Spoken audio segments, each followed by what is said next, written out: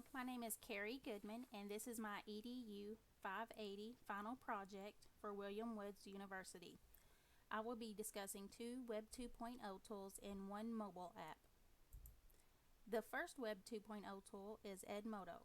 I like Edmodo because I can easily communicate with students, create assignments and quizzes, and Edmodo can grade those assignments and quizzes for me. Edmodo works a lot like Facebook. I can type a message and send it, and I can select which class I want to send it to, which group.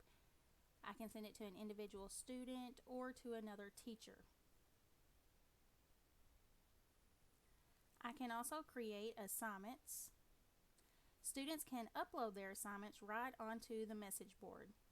It has been known to take a while to upload work from the student's iPad. I can also create quizzes. It allows me to choose what type of questions I want to use. And it also allows me to give direct feedback to the students with the assignments and quizzes. And a student can upload an assignment and I can view it, see if they need to make any corrections, and then I can give that message to them right away, and then they can make corrections and then resend it, and it can help bring up their grade. Another thing I like about Edmodo is the spotlight notification. It has lesson plans, games, worksheets, and activities I can use in my classroom. You can search by subject, grade, resources, or you could go to the search bar and type something in specific. Sometimes they don't have the specific assignment I'm wanting. However, I can modify the ones they have to fit what I need. Not all students will have access to the tool at home because they must have internet access. And also, students may also forget usernames and passwords, which can make it difficult. The next Web 2.0 tool is Twitter.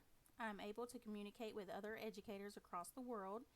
It has a lot of educational resources available, and I can communicate and share those resources with my students. I can select many different types of accounts to follow. I like following current events to help me connect with my students better and see how current issues can relate to the lessons in our classroom. I can search many topics on Twitter. Sometimes it does not have the exact thing I'm looking for, and the amount of information can be somewhat overwhelming, and it can take me a while to find what I'm looking for. I like to follow many different teachers. I'm able to read about other studies and see what can and can't work for them when it comes to different teaching strategies and activities to help the students.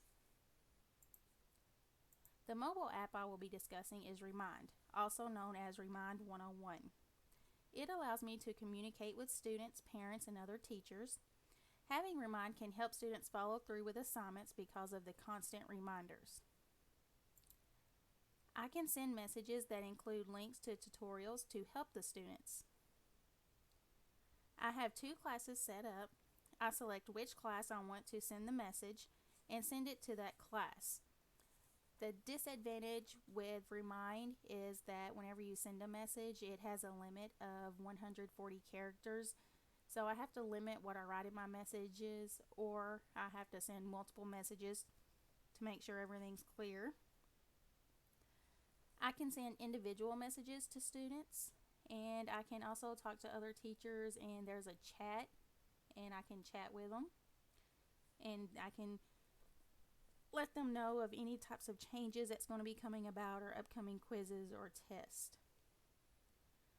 There was one concern I had was for students that did not own a smartphone, so they could not download the app. However, they can now subscribe to receive the messages as emails instead of as a text message. Phone numbers stay confidential. It does not show my phone number when I send a message, and I also cannot see the recipient's phone number whenever they receive the message. Thank you for watching my demonstration about Web 2.0 tools and mobile apps.